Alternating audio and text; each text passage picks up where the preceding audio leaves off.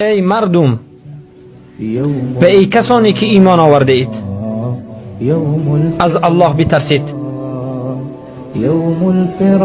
و بگویید سخن سدید را، سخن حق را. الله سبحانه و تعالی عملهای شما را صالح و اصلاح خواهد کرد و گناههای شما را خواهد بخشید. هر کسی که اطاعت الله و رسولش بکند، پس به تحقیق و هر آینه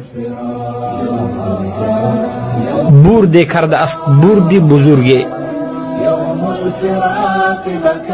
در حقیقت صادقترین کلام، راستترین کلام این کلام الله است و بهترین راه و منهج این راه و منهج و هدی رسول الله صلی الله علیه و سلم است. و بدترین عملها و بدترین امورها این نو پیدا شده چیزها در دین است و همه چیزهای نو پیدا شده در دین در حقیقت این بدعت است و تمام بدعت ضلالت است و تمام ضلالت و گمراهی عاقبتش نار و جهنم سوزان است.